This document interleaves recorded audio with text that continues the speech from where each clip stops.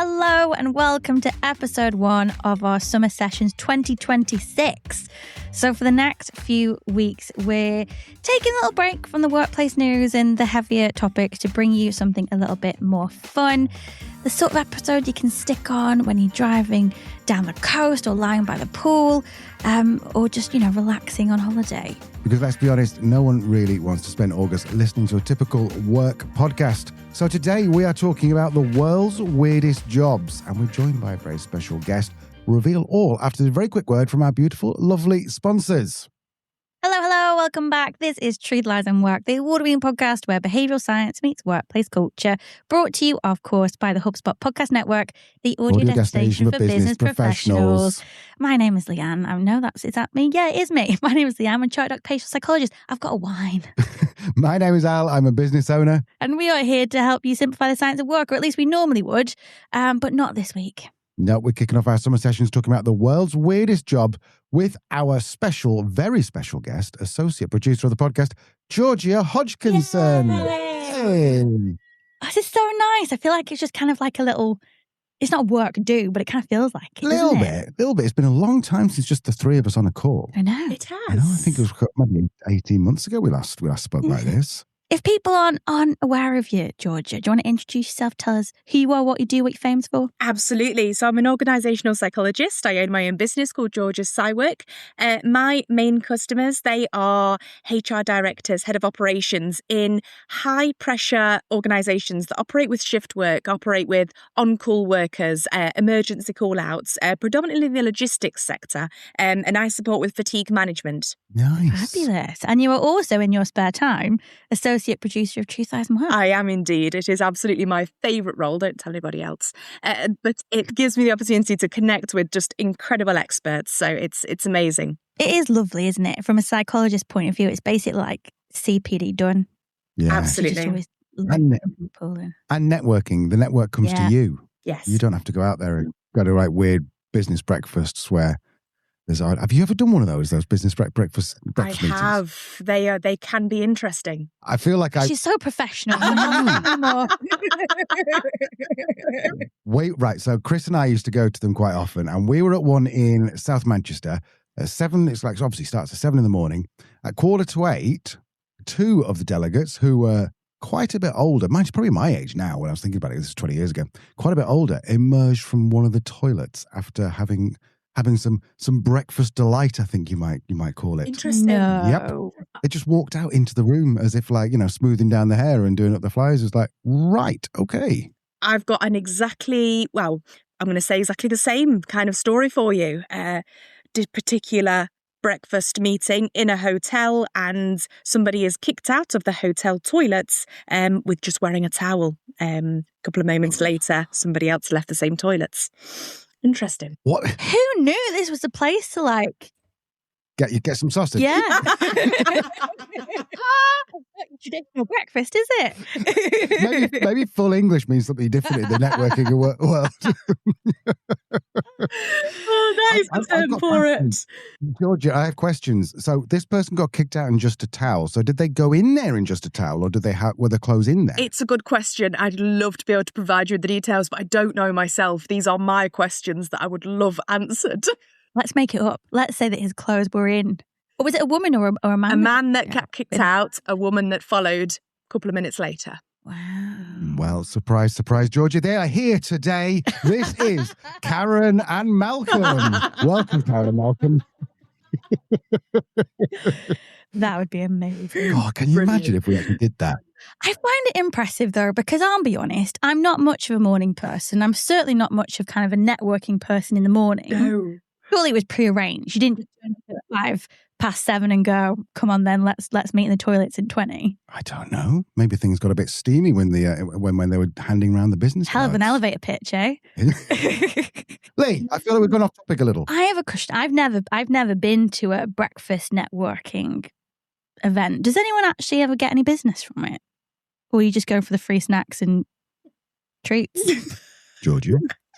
Well, I didn't get any business. I got connections, don't get me wrong. There were some very interesting people that I did connect with through LinkedIn, not in the way that the particular man that get kicked out of the hotel in the way that he connected, but connections as such.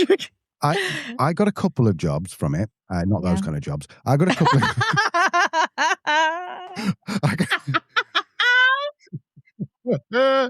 God, I wish I'd actually properly lent into that joke. I didn't even know I was saying it till I said it. Anyway, so I got a couple of jobs for web design, and I found out they were the world's biggest pain in the arse as clients. So I stopped going. It was weird. I think the people who make money are BNI, the big organization who manages it, and then it used to be called something like For Networking or something was another one. And I think the guy who started that, Brad, made a whole load of money, but I don't think anyone else really makes any money. You do meet some weird people. I went on a just one last thing, right? So I went on one of these speed networking things at an event. So it's basically speed dating, but networking. And so there was a big row of chairs, and we just basically, I think what person, like row A would stay with her, and row B would move along one. Anyway, so I sat opposite this woman, middle-aged woman. She looks really like just normal middle-aged woman. And so I started talking. She went, stop. Now, this is because this is audio. I have to explain it.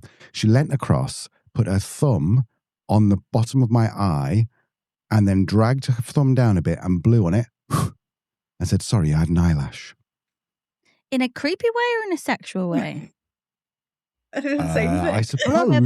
No, I It was creepy, but I kind of liked it. To be fair, that's in the eye of the beholder. For me, it was creepy. I did not care for it one bit. Anyway, Lee, let's get us back on topic. If you're a fairly new listener and you're wondering what the hell is going on, last August, Al and I tried something a bit different where we basically sat by the pool. We are those privileged people, sat by the pool with a glass of wine and just talked about stuff. Because usually our numbers in August were pretty pants because understandably no one wants to listen to a work podcast. But we had our best August ever last year talking nonsense at you. So we thought we'd try it again, but this time we're bringing friends. So we've got Georgia this week and we've got a guest with us every week. I do have a glass of rosé, actually. Yes, so I do cheers, too. everybody. Yeah. I had a flake, but the flake's gone. But did you enjoy it? I did. I really did. And the second question I got is it still hot there? Did it melt? It's not too bad now. It's definitely significantly reduced. It's currently 23, so it's not as bad. It's comfortable. I managed to eat it before it melted. Don't flakes famously not melt? What are they made of? Tarmac? Well, I think that's part of the conversation. If you look on YouTube, right? Yeah. I'm sure I've seen loads of different shorts where people try everything they can to melt a flake. It'd be like leaving it in the sun, putting it in the oven, taking a blowtorch to it, and it doesn't melt. You joking? No. Now it says no. Just full disclosure. No, hang on. Full disclosure. This is from the AI summary on Google. So this is Gemini. No, Cadbury flakes do not melt in the microwave. Instead of turning into a smooth liquid source like regular chocolate, the dehydrated, highly aerated structure causes the bar to simply soften, burn, or scorch. What the hell have you just eaten? I'm worried. That doesn't sound human. I'm concerned. Anyway, so if you are a new listener, stick with it, please. Please. Hopefully it's going to get better. This is how today is going to work. So how is today going to work, Lee? We are going to talk about the world's weirdest jobs. So each of us have gone and done some research and we've brought 3 completely genuine jobs that either sound too brilliant or ridiculous to be real. We're hoping there's not much duplication. I think we might only, because we've probably recorded 20 minutes already, have we? Haven't even started yet. Yeah. So we might only get through 1 or 2 each. But we're gonna basically share what it is, the job is, how common it is, the salary, that kind of stuff, how you become one. Take it in turns. The others can ask questions if they want to. And then after every job, we'll score it out of 5 in 3 categories. And I'm gonna keep score. Would you like a piece of paper? I've got one, thank you. So the first category is weirdness. So how bizarre is it? The second category is would you do it? From absolutely not to how do I do this immediately? And the best answer at a dinner party, if you were sat next to somebody who said, so what do you do? And they gave you this answer. Ooh. So we'll score it from kind of 0 to 5 on each of those categories. And at the end, we'll be able to crown the best weirdest job. Love it. Yeah? Who's going first? Me. So my first one is a penguinologist. Georgia. Penguinologist. I'm not sure. Is it going to be something about the icebergs? It is kind of, but it's actually even more obvious than that. Can I have a guess Please, and make Al. Georgia look a fool? Is it someone who studies penguins? Yeah. I thought so deep. Yeah, that's because you've got far too many letters after your name and far too many degrees that you're looking for the complicated answer. Me, who's got half a degree, I'm like, it's penguins, isn't it? So it's got to be penguins, mate. Oh, I like the word as well. Yeah. Have you said it? Penguinologist. Not something for Bernadette Custard Face. What's he called? Benedict Cumberbatch. He couldn't say penguin, could he? Oh no! Did you ever see that, Georgia? No. The Benedict Cumberbatch. I think he was on. I saw it when he was on the Graham Norton show, and they were taking the mickey because he did a documentary about penguins and couldn't say the word penguin. Joking. So he kept saying like, what did he say? Penguin. Yeah, it got worse and worse. It went on. Oh. Anyway, worth YouTube. It's quite funny. But anyway, a penguinologist, to be fair, isn't an official job title, but there was a researcher, an Oxford researcher called Dr. Tom Hart, who used it on his job title for a BBC interview in 2024, and it went viral, understandably. And his kind of reasoning was, well, yes, technically I'm a marine biologist or a marine ecologist, but nobody really knows what that means. If I say I'm a penguinologist, they're like, we need to be best friends immediately. Because they all know what it means. So everyone in the world knows what that means immediately, apart from Georgia. Yeah, cool. Excellent. Got that sorted, yeah, brilliant. Yeah, a penguinologist studies penguins to understand how they behave, breed, migrate, and respond to environmental change. The job is a mix of fieldwork and science. They might spend weeks in Antarctica. They count nests, they tag birds, they collect feathers, and they deploy GPS trackers. And then they return to the UK to analyse the data and publish all these fancy papers, apply for funding, all that stuff. So yeah, they do actually spend time with penguins, but they probably spend even more time in a lab looking at spreadsheets. Of penguins. Penguins. They are cute though, aren't they? They are cute. Yeah. I'm trying to make this really, really shit dad joke. Like, how did he pick that up? But then I realised that because you pick up a penguin. God, that's from the 80s, isn't it? Moving on. We need to give you scores on this, do we, Lee? Well, I'll just tell you before you score me, we reckon there's around 20 to 40 people in the UK that could officially call themselves penguinologists. So it's very, very rare. They tend to work for the British Antarctic Society, Oxford University, or the Zoological Society of London. And yeah, it's one of those things. Only a handful of people do it in Britain, but I would love to meet myself a penguinologist. In fact, I did actually, when we had the idea to do this segment a few weeks ago, I tried to message Dr. Tom Hart on LinkedIn. He didn't come back to me. Boo. I know. Maybe there's not much 4G in the Antarctic. To be fair, he could have been on site, couldn't he? Or off in the field. So do we need to, should we? So how weird is it? 0 to 5. 5 being really freaking weird. I'm going 4, Georgia. Don't think it's too weird. I'm going to go 2. So that's a combined score of 6. Mm-hmm. Okay. What's the next question? Would you do it? Yeah. Yeah, if it's just a question of would you rather than could you. Would it be something that, like, had you have known as like a 16-year-old this job existed, would you then dedicate your life to becoming a penguinologist? Did you say yes, Georgia? The question's been reframed. I'm unsure now. What's the salary like? That's a good question. Salary is between 50 and 60,000 for an experienced researcher. Professor level 70 to 90,000 a year. Yeah, I'm up for it. Require a PhD as well. So it's pretty hardcore. She's up for it. I'm up for it. Yeah, 4, 5, 3, 4. 4. Yeah. Alistair? 0. Oh, really? Because you're going to be freaking cold all the time. Yeah, fair. You don't get many penguins in Malaga. No. So I'm going to be like, no, that's not for me. I would personally love to sit next to somebody at a dinner party and they tell me they're a penguinologist. I think it's a great answer. I'd give it a 5 personally, but what would you guys give it for a dinner party answer? It's a solid 3 for me. Brutal scoring here. I'd give it a 5 too, Leanne. I think it's cool. Do you want a fun fact about penguins or penguinologists? Of course. Mm-hmm.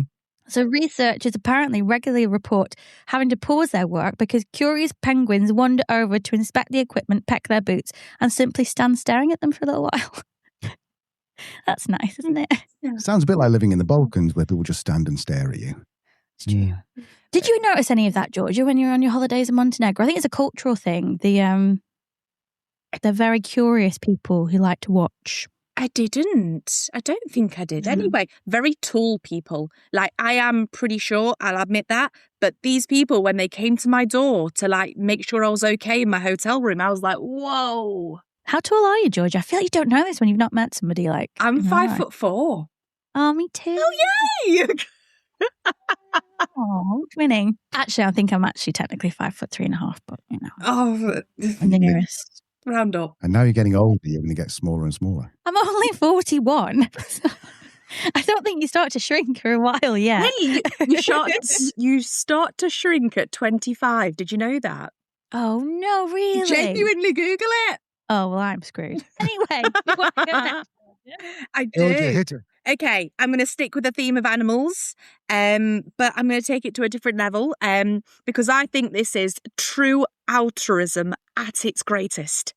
A snake milker, or better known as a venom extraction technician. Wow. I mean, I prefer the second because snake milker does sound a bit rude. Sounds a little bit weird.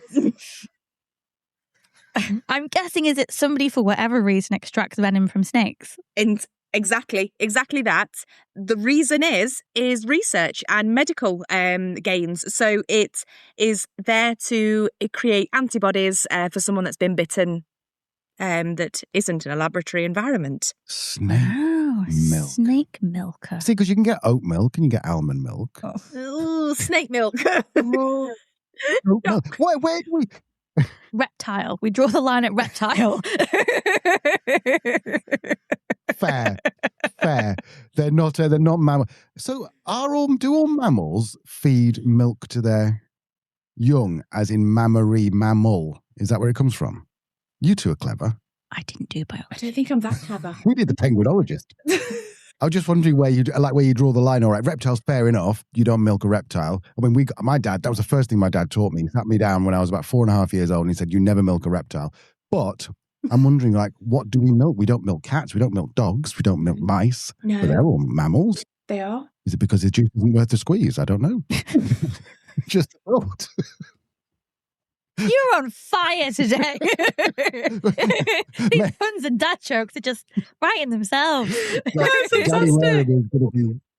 Daddy Reynolds going to be creamy as Knickers. He's going to absolutely love this. Anyway, sorry. So how much they earn? So they can earn in the US between $40,000 and $80,000, which translates to about £30,000 and £60,000. Oh. I mean, it's not bad. It's not bad. However, you are risking your life because one bite is death. But you are potentially saving thousands by doing your job. So, I mean, I might be asking questions you don't have the answer to, George, but let's say, how does it work? Do can they not like put them to sleep while they milk them? Do they need to be awake? So, what they do, I can describe you exactly. I've got a job description here. So, the snake is encouraged to bite onto a sterile membrane stretched over a collection vessel, allowing venom to be extracted without harming the animal. So, people use mambas, cobras, vipers, and they actually are recognised to respect the animal rather than fear it. And they supply this venom to pharmaceutical industry and research labs to support research and support medical. I mean, good for them. Yeah, good for them. Not for me. Absolutely not for me. Is that one of our questions? Would you do it? It is one of our questions. Would you do it? It's a hard no from me, so that'd be a 0. 0 from me too. Yeah. What was the second question we need to ask? How weird is it? It's pretty freaking weird. I think it's pretty freaking weird. It is weird, but it's also really rare. You know, it's fewer than 100 people worldwide specialise in this. And the exact number's quite unknown because people kind of joint specialise in zoology and stuff like that through university. So you don't actually know how many specialists there are in the world. But it's thought to be just a couple of hundred. Wow. Could you imagine if you went to a dinner party and the penguinologist was married to the snake milker? Is this a job? Is this a joke now? Penguinologist and snake milker walk into a dinner party. Oh, wow. Any other facts, Georgia? Anything else we need to know about snake milkers? So it's not a university course. It's more of a specialised venom training. And it's done in obviously a controlled environment, high consequences. So there's very clear systems involved. But that's about it, really. Well, I would be very impressed if I sat down in a dinner party next to a snake milker. Yeah. I think I'd be a bit weirded out at first, but then once they explain, I'd be like, that's actually very cool. Yeah. I'm not sure for me, I'd be as excited as for a penguinologist, so I'd probably give it a 4. I'm the same. I would give it a 4 because I'm exactly the same as like if someone sat down and said I'm a snake milker and then someone else walked in and went, "Oh, hello, my name's Brian and I'm a penguinologist." I want to go sit next to Brian. I'm sitting next to Brian. Yeah. I'm getting rid of Serpent. Would you do it? Would I do it? No. Hard no is in a Hard 0. No. I've come across a couple of snakes. That sounds a bit weird. Please don't clip that. I've come across a couple of snakes recently in our garden. Very good. In the garden. In the garden. There was one in the bottom when I was cleaning the pool out, ready to fill it up. There was one, and I went to go down to pick up this big, long, meter-long stick at the bottom of the pool. I went to just grab it, and it moved, and it was a big, long, meter-long brown snake. And I spent the next hour trying to get it out with the net for the pool. And it was not a pleasant experience for either one of us. So I'm not born for it. I'm not made for it. It's not for me, Leanne. No. Would you do it, Georgia? No. I could honestly say no. I don't think I'd even want to watch it, like observe it. I am going to Google it though. I do want to watch it. I'm going to go on YouTube it. Have we got a total on that? But we haven't decided how weird it is. I think it's pretty freaking weird, actually. It's probably the ones that I'd be like, 3? 4. I'd probably go 4 as well. I'm going 4 as well. Done. Or am I not allowed to rate it? Far, you can't rate your own. Okay. No. Can't rate your own. But you will be pleased to hear that I think it's kind of about a tie at the minute. Anyway, Al, do you want to go next? Okay, so this is difficult because it's a Japanese word, and also I don't know how to say it, and I doubt that you guys will know it. That's not being presumptuous, just because it's a very obscure Japanese word. So I'm going to say it's shazaya. If anyone's listening from Japan, please, I look forward to your letters. So shazaya, and if I said to you it's an apologizing consultant, what do you think that might mean? I really don't know. I'm trying to think in my head what are possibilities. Is it how to apologize? Is it hospitality industry? Yeah, like a front of house thing. Or is it like do rich men have one when they've like done something really wrong with their wife or partner? That's much closer to it. It's actually also called a proxy apology specialist. And what do they actually do? They act as a surrogate for people who are too terrified or ashamed to deliver an apology themselves. This is how it works. A client hires an agency to dispatch a professional who will visit an aggrieved party. By the way, obviously, this is from Wikipedia. I'm reading it out. Be it furious partner, slighted employee, or parents disappointed that their child doesn't know what a penguinologist is. This person then offers a formal face-to-face apology, and the proxy handles the emotional fallout so the offender doesn't have to. Essentially, it's people who just have either done something really, really terrible and can't face them, or just don't like saying sorry. Thoughts? Oh, you were close, Leanne. I didn't think it would be right, though. I mean, how bad are we talking? Is it like I accidentally ran over your cat bad? Is it I put your son in jail? Is it I'm sorry I forgot to wash the dishes last night? Like, what range of things are we dealing with? For Luke, it would be I'm sorry forgot to clean the dishes last night. Sorry, just outing my partner. So just how much shit would Luke get for not doing the washing up? I'll give you a scale. On a scale of no shit at all, 0 to 10, run over your cat. I'm gonna go where would he be? I'm gonna go for a 7. Oh, that's brutal, man. Luke, if you're listening, then you can give me a call if you want. We can get you out of there. Don't worry. Right. Let me tell you a little bit more about this, and then you can ask the questions. So, how much do you get paid? Well, a standard apology service typically costs between 10,000 and 30,000 yen. Happily, actually, if you just divide that by 1,000, you get $1. So it's $100 to $300 per apology. Oh, that's not bad. It's not bad money.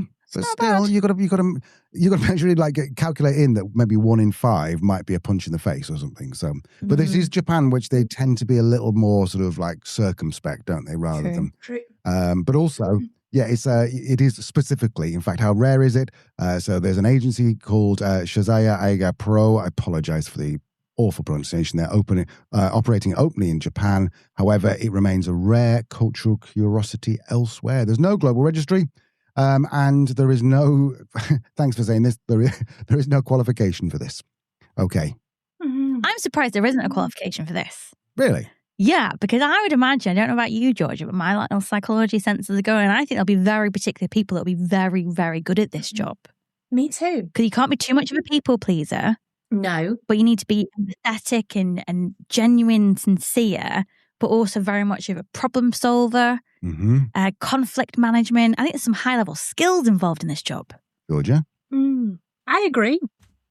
I mean, I wonder if a personality test would be important. Yeah. Well, I can reveal exclusively on this episode that Wikipedia tells me, in fact, no, this bit was Gemini, actually. Elite apologizers are masters of what they call apology etiquette, knowing exactly when to deploy strategic crying or present specific traditional gifts like premium fruit. Sorry, I ran over your cat. Here's a pineapple. So it might be a bit Machiavellian as well, and a bit manipulative at times. I saw another one. God, I hope no one's got this, but I saw another one, professional mourner. And I have heard of that seen before. that one. It'd be a similar kind of thing. You'd have to score high on the Machiavellian. What's it called? Yeah, the one you mentioned the other day. Machiavellian, yeah, maybe. I guess it's more influencing people though. But yeah, probably need to be able to switch it on very quickly, wouldn't you? Yeah, so Maybe even a little bit psychopathic, Don't understand the emotion, but can display it. Yeah. Anyway. So let's do the questions. Let's do the scales. Yes. How weird is it? I'm going to go with a 4.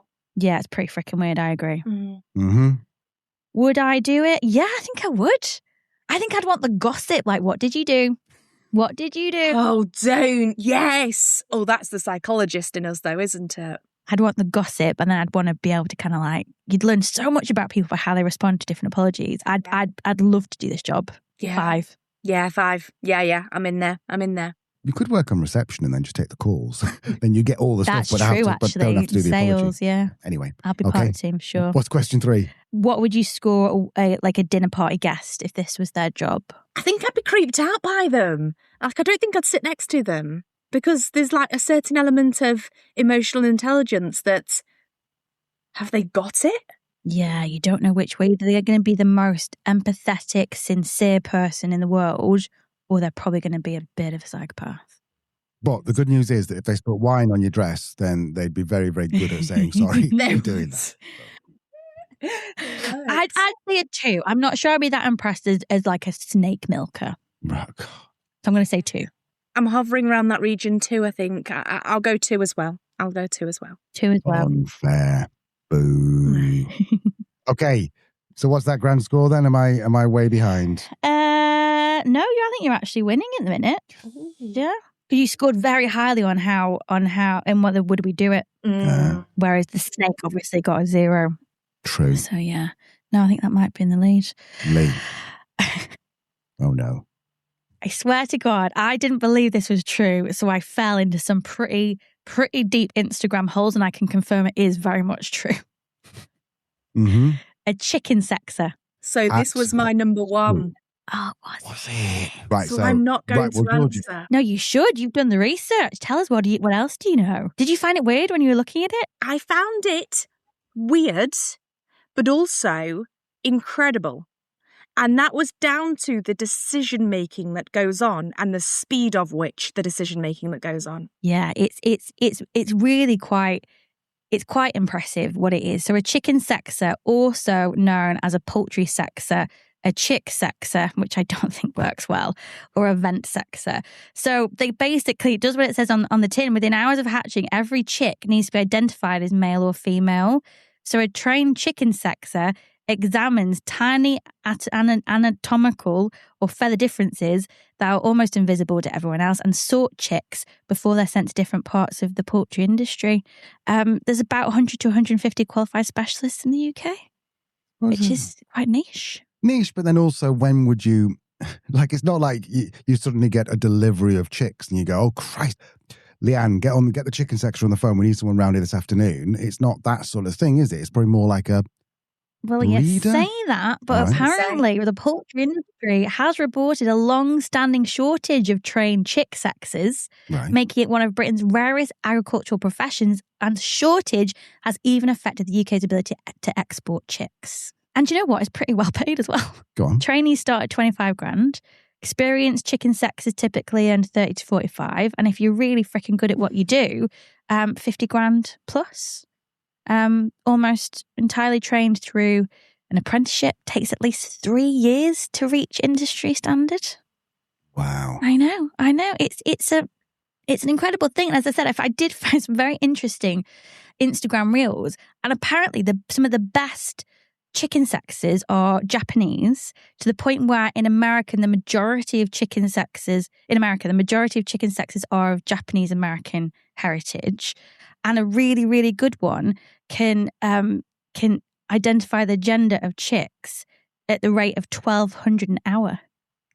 Wait a second.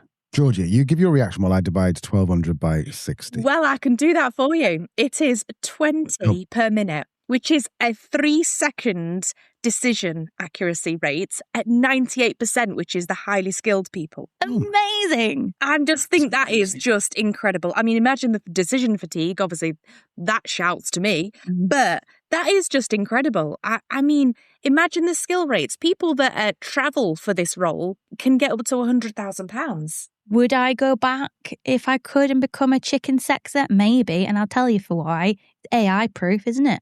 That's is it though? Well, at that rate, how quick is a machine going to be able to, unless they can just like scan it? Well, there might be. Or I suppose you still need the person to turn them upside down, wouldn't you? Well, that's what I mean, unless they can like take a whole scan of them somehow, like body scan type thing. But I still don't think that'll be quicker. Okay. So yeah, how weird is this? 3.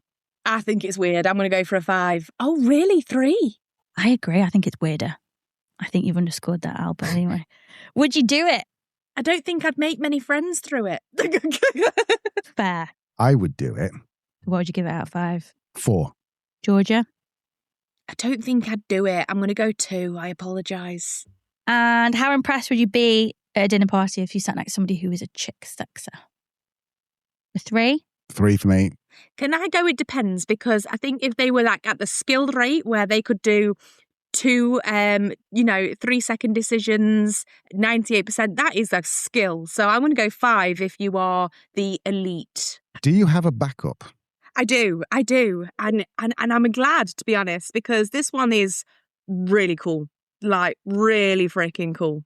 I am obsessed with this, and I would do this myself. International Ice Patrol. Lee, thoughts? Well, I guess the dark guess would be what we've kind of seen with America at the moment with ice, isn't it? But the fact that Georgia wants to do it makes me suspect it's not that. Fair. And it's actually literal ice, and it's something to do with ice monitoring purposes in cold places.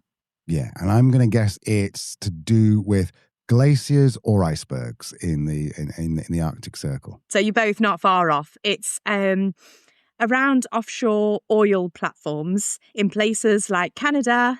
Teams consistently monitor enormous icebergs drifting towards the rigs that could obviously cost them billions of dollars if they are crashing. And in order to diverge the course of kind of conflict, they give it a little nudge because they rely on the current majority.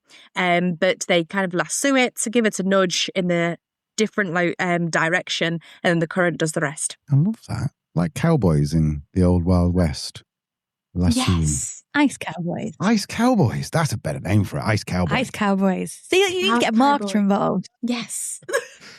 Amazing. How does one become an ice cowboy? So it's exceptionally rare. Only a handful of specialists in the world, a couple of hundred globally, specifically Canada, North Atlantic, and there's specialised courses to go on. It's not really a university course. It's more of a background in marine biology and engineering, offshore operations. And then there's like specialist training in that direction on how to kind of understand the course of icebergs. And now, the reason I want to do it is because imagine the travel involved. Imagine the sights that you would see. Yeah, and I'd imagine something like that is fairly well paid, is it? Because usually oil rig workers are well paid, aren't they? So, Canadian dollars, 80 to 150. Which it converts to about £45,000 to £85,000, dependent on your expertise. See, now that's still not enough for me to start mucking about with ice on the North Sea. I've seen those on a videos. Rig. Yeah, I've seen those videos of the boats going across the North Sea where like the waves are literally like 60 feet high. Yeah. Would I do it? I absolutely would not do this. No, thank you. Really? Like No. a hard no 0? Hard no, 0, -5. Oh, I'm not sure I'm that against it. I would pay not to do it. I don't know. I'm with Georgia. I think the sights would intrigue me. It's also a really good work-life balance because they have a couple of weeks on and a couple of weeks off. Okay, so you're talking potentially earning 60, 75 grand for part-time work. Exactly. I mean, that's not bad. And also, let's be honest, if you were only doing 2 weeks on, 2 weeks off, you could probably in your 2 weeks off become a penguinologist. True that. You're already there. There we go. Getting your bag, as the kids say. Great idea. So I don't know, Georgia. I don't know that one specifically. Cool. So where are we scoring it so far? I like that. I would think like a 3 for me actually doing it. I agree the danger element is a bit of concern, but I would very much like to travel to those parts of the world. You gave it a hard 0. How weird is it? It's quite strange. It's not something you go, oh, of course somebody needs to go and do that. Would you? No, but at the same time, I think you'd give me that title of, was it Global Ice Patrol or something? Yes, International Ice Patrol. International Ice Patrol. It does sound pretty cool, doesn't it? Yeah, it does. I think if someone said it would sound cool, and then when they explain what they did, I'd be a bit like, nice. More wine? Yeah, you'd imagine they're just going to start talking about, would it be thermodynamics? Is that what that would fit into that world? I don't know, some kind of physics I don't understand. Fluid theory, yeah. Yeah. I think it's kind of weird. I would give it a 3 on the weird scale. Al? Yeah, I'd say the same, 3. I've been quite down the middle on these. And in terms of a guest, I mean, I'm not as excited as if they were a snake milker or a penguinologist. But I think I'd be more excited than if they were an apology expert. So I'm going to go 3. Right, okay. Can I give you a fun fact? Yeah. Please. Well, it's fun. I think the travel element is fun. I agree. The fun fact is the largest iceberg ever successfully redirected weighed 4 million tons, yet they still moved it carefully using operational rather than brute force. Oh. What's 4 million tons in a way I'd understand? Because that seems very, very big. Should we just put it in terms of flakes? I'm Googling. A blue whale, it would be 26,000 blue whales. Oh, that's a lot of blue whales. That's made that job slightly more impressive at that point, hasn't it? Yeah. Well done, Ice Cowboys. Good work. And well done, Georgia, for pulling that back when we dismissed it. I'm going to increase my guess score. Yeah, increase mine by 2, please. Yeah, by 2, full point. 4 points. Yeah, I'm the same. So that's game change, that one. Well done, Georgia. Right, don't disclose the scores yet because this is like the final round. That's your last one. Georgia, I've got 2 here. I've got number 2 and number 3. Which one of those should I go for? Choose one. Oh, roll the dice. I'm going to go 3. 3. Okay. I think you probably have seen this because I know I've seen it before, but still it is quite an odd job. Again, Japanese, Oshiya. And it is called, the job title is a train pusher. Got to go to the Midlands and ask Georgia, do you know what a train pusher is? I think you do, don't you? I've heard of it, but predominantly in Japan. I've seen it on TikTok where they are pushing people into trains. Efficiency overload, potentially. Yep. That's exactly it. Lee, have you come across those before? No. So just on a busy platform, as people just like shoving people into the train? Well, their job is, and do they have like boards, or have I just made that up? They've got like boards or sticks like brooms and they're pushing people in. Have you seen that? I've not seen that. I've only seen hands be used, but it could be true. These people are employed by rail networks in hyper-congested urban hubs. During the morning and evening rush, these workers stand on platforms, provide the final shove when a carriage is technically full but the doors can't quite meet. They use their body weight to compress commuters into the carriage, ensuring the schedule remains millisecond perfect without mechanical obstructions. No, not mechanical obstructions. That's just going to be arms sticking out of the door. So any idea what sort of hourly rate? I can't imagine it's that well paid. I'm going to say not too much because I don't necessarily think there's going to be a university qualification in this. But then again, the safety element, you may get danger money. Oh, I'm going to go 40 to 50K. Oh, interesting. Lee? I think it's a bit less. I'm going to go like 20 to 30. I have to do some maths because I've just got it per hour. Oh, not much. It's $7 to $10 per hour on a 40-hour week, working 48 weeks a year. You're only on $19,000. Oh, that's not a lot, is it? I went down the kind of danger money processing where you could kind of, lose a leg or lose an arm or maybe even lose somebody else's leg or arm. Yeah, fall down the gap. I don't enjoy this. I don't enjoy this in terms of the person having to do it. I think they're underpaid. As Georgia said, it sounds like there could be a fair bit of danger there. I wouldn't like to be pushed onto a train myself. I understand keeping on time, but it seems a little bit aggressive in that approach. I don't know. Is it just Japan that does this? And are their trains significantly more timely? Yes, Japan is very, very, it's iconic in the Tokyo subway system. It says it remains a specific cultural feature of Japanese commute. They have been experimenting with other megacities like Mumbai or Beijing. But no, it's very much Japanese because of the trains running on time.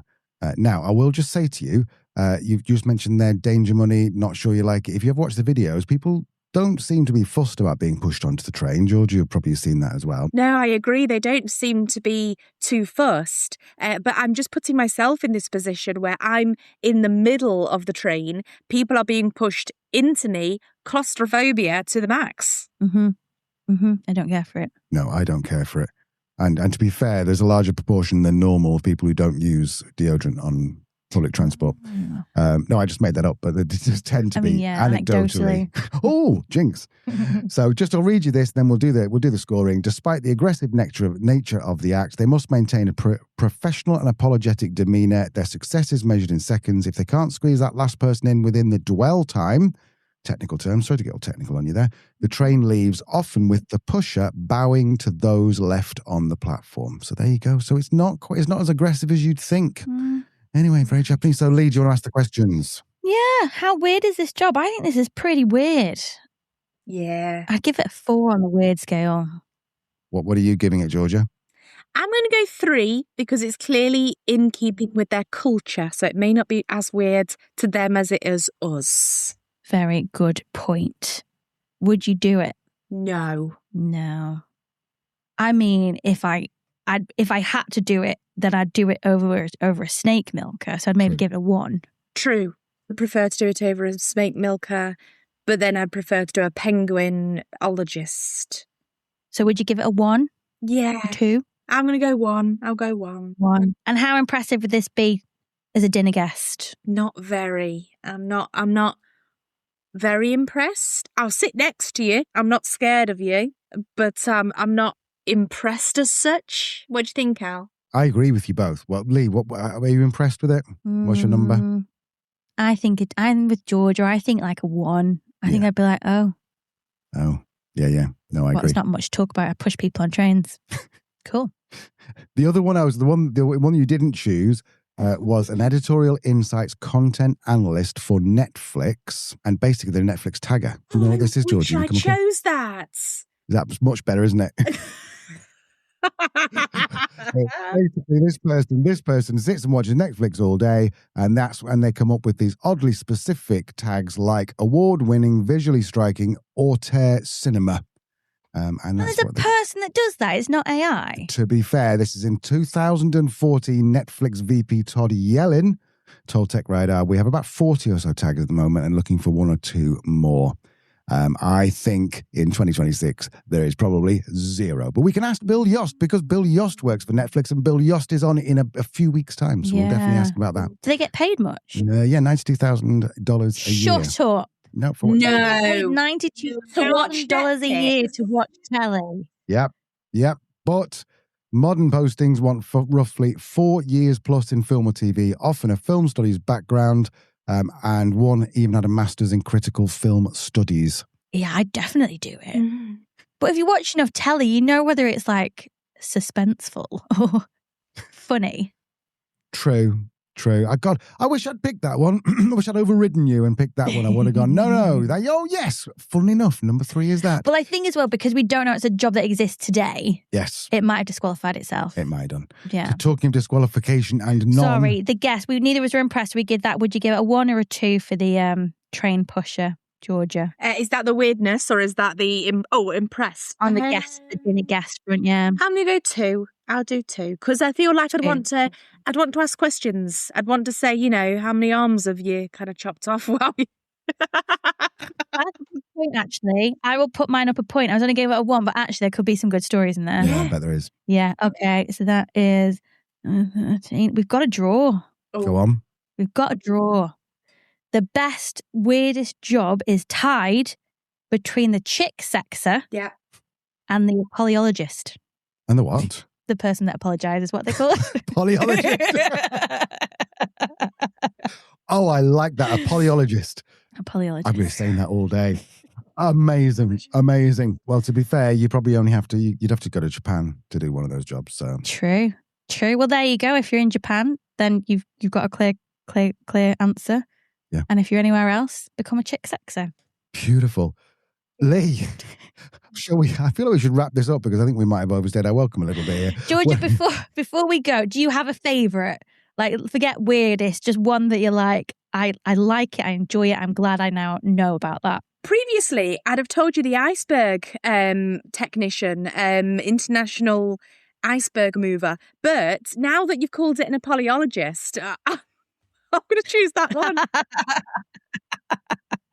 Fantastic. You win. You win this week. And just to be clear, the Ice People, we also renamed Ice Cowboys. We Ice did. Cowboys. So, Ice Cowboys. There is that. I think mine's a snake milk. That's going to stay with me because it's the one that I'm going to say to someone, did you know that there's people? Do you know what I mean? But if you are an apologist, get in touch. Tell us, what's your job like? Is it as good as we think it sounds? Yeah, all brilliant stuff. So yeah, the world of work is a bit stranger than perhaps we realised. And beyond the jobs that we see every day, there are thousands of weirdly highly specialist careers that most of us never even knew existed. So if you are just starting out on your career, open your mind to the world of weird jobs. You could become the world's greatest chick sexer. And if nothing else, you should now have a few stories to share when you're floating in the pool or down the pub on Friday. Yeah, well, that's it for episode 1 of our summer sessions. If you've enjoyed this little bit strange, different carnage, I suppose, media carnage, podcast carnage, do let us know by commenting on Spotify or leaving us a review. In fact, don't leave us a review if you hate it. Tell us if you didn't like this episode and then leave us a review if you love it. And genuinely, like you would have found out a couple of weeks ago, we do read every single comment and we do actually make changes based on what people suggest. We do. And if you have an unusual job or you've come across one that deserves a place on a future list, send it our way. We'll share it next week. We'll maybe do a part 2. Georgia, thank you so much for joining us. I mean, I'm sure our regular listeners will know about you, and I'm sure I'll connect with you already on LinkedIn. But for anybody who isn't familiar, where can they go to learn more about your work, more about you? My LinkedIn is the best place and my website is also up and running. But yes, do message me on LinkedIn. I'm always open to new connections. Because then we'll leave a link for that in the show notes. Fabulous. We're back on Thursday with our interview featuring Chris Lover. Chris Lover, best hair in the business, funny guy, genuinely lovely guy, and also went, fuck it, and just threw his toys out the pram and disappeared around the world about 5 years ago, and written 2 books on it. He's an absolutely fantastic guy. Next Tuesday, another summer session. Danny Wareham, the Danny Wareham. Yeah, everyone knows who Danny Wareham is. If you don't know who Danny Wareham is, then just, you know he's written a book. You'll definitely know You that. can't be on LinkedIn, I think, if you don't. I just tinked my glass. So he's going to join us for Corporate Family Fortunes. This is where Leanne and Danny go head to head to try to guess the most common answers to about work. I'm going to be the Steve Harvey of the thing. So Vernon Kay. Vernon Kay is yes, probably that's a. Who did it back in the day? Who was that dude? Des Lennis. No, Des Lennis. I swear I've only had half a glass of wine. Right. Okay. Until then, say goodbye, Georgia. Bye, Georgia. Say goodbye, Leanne. Bye, Leanne. Bye.